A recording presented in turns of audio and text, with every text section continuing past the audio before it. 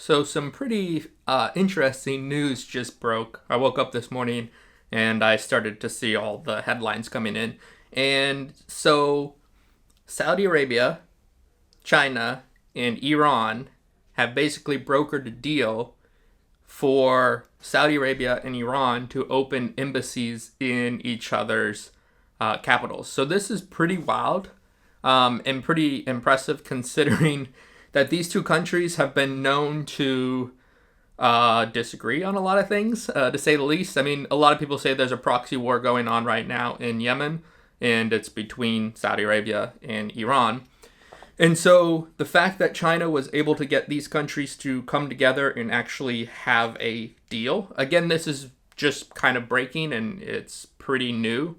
This is why I'm making this video, because I wanted to get my thoughts out about it before, more information comes out.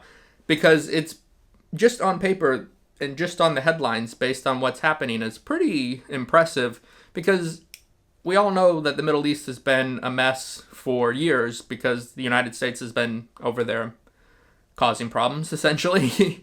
And so that China, like the fact that China can come in and talk to these two different nations and get some sort of agreement on paper is pretty impressive.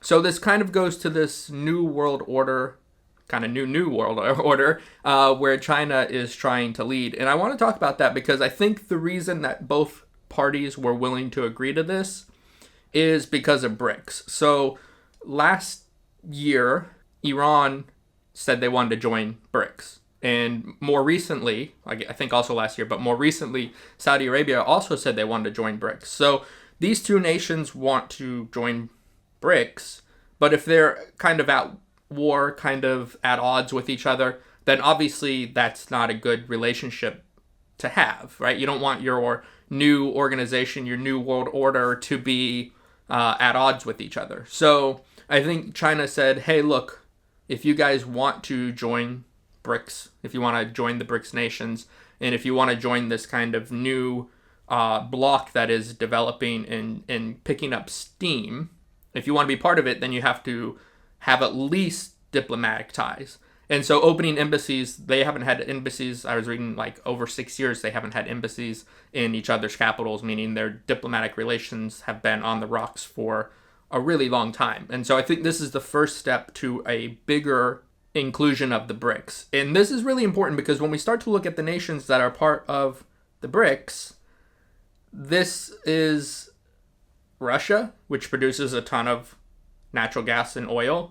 This is now potentially Iran, which has a lot of natural gas and oil. This is Saudi Arabia, which obviously produces a lot of natural gas and oil, specifically oil for them. And so all of a sudden, we start to think about where is this going in terms of the future.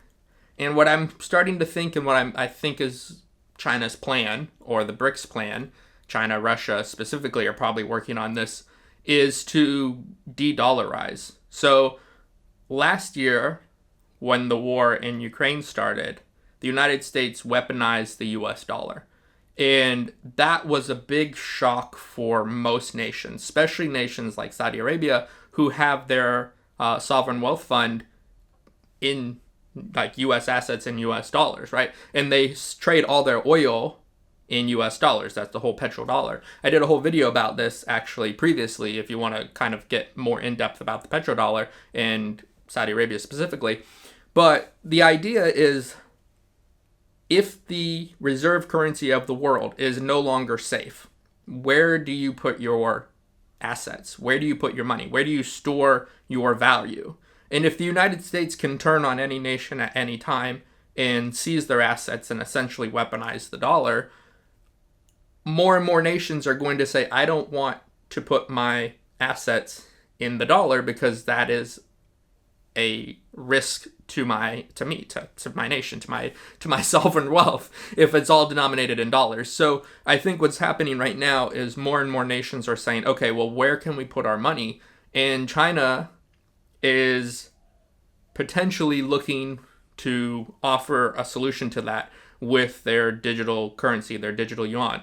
And so this digital currency, the digital renminbi, the digital yuan, whatever you want to call it, allows for countries like Iran, Saudi Arabia, Russia to operate outside of SWIFT, which is the international banking system right now, right? Because it's on a blockchain. It's a different type of transferring funds outside of the current banking situation, which is SWIFT for international funds. So all of a sudden you can start seeing if countries like Venezuela, which has the largest oil resources in the world, who has been a pariah state, according to the United States, for years now, if they all of a sudden say, hey, we want to be part of BRICS, we want to be part of this new currency, and we're willing to back it in oil, right? It's kind of like the petrodollar is backed by US dollar and oil. That's what it's traded on. Well, if you have countries like Iran who has sanctions on them, you have countries like Russia who has sanctions on them, you have countries like Venezuela that has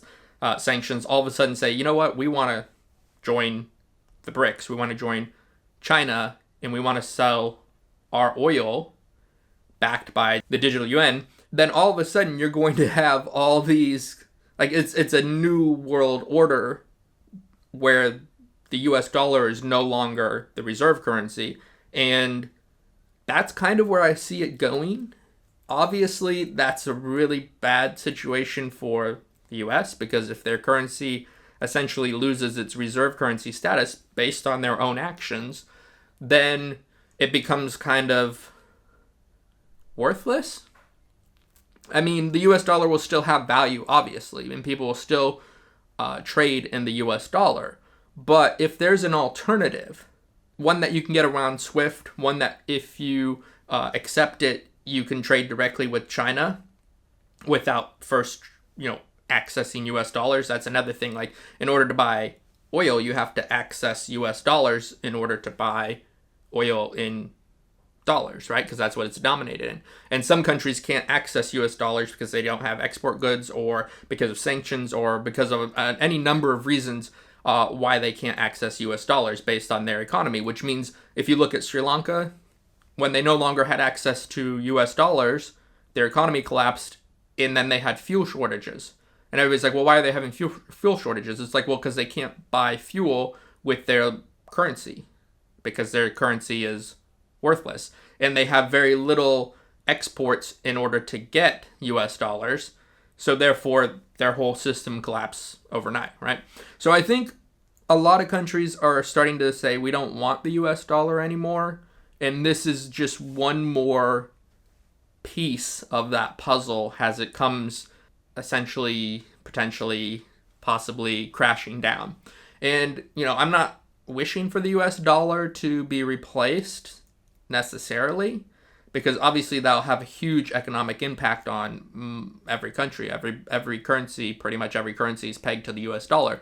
And if the US dollar was to collapse, we better have something else in place for when that happens. Otherwise, the chaos will be immense.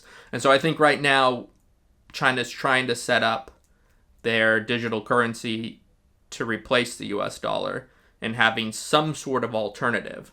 And we might see that as a basket of currencies. So the BRICS nations, the core nations, might back it either by gold or by some kind of commodity like oil in order to give it some more value.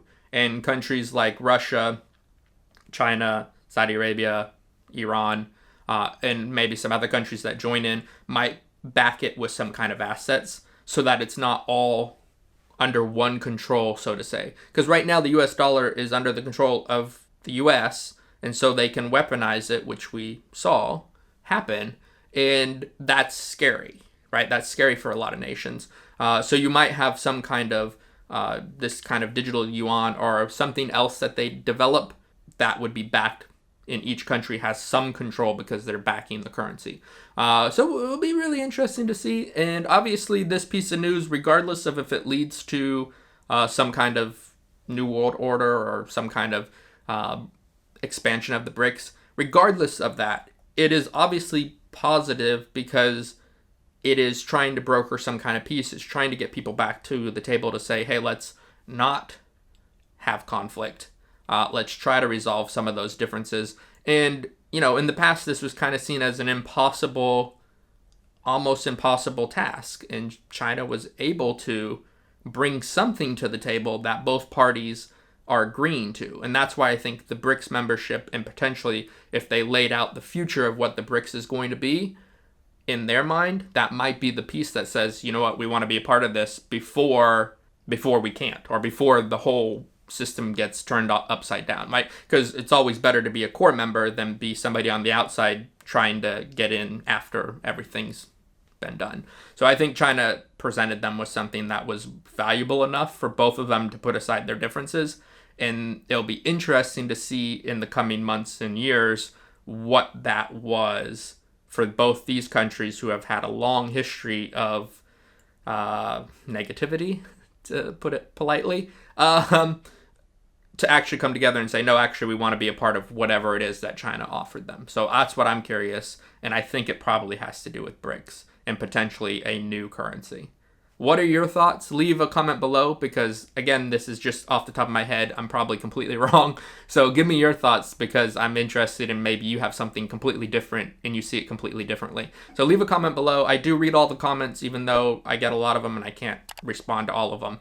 But I do get a lot of them, and I do appreciate reading some of your opinions. So leave a comment if you think it's something else, or if you have some articles or something that you know that I probably haven't seen yet, let me know.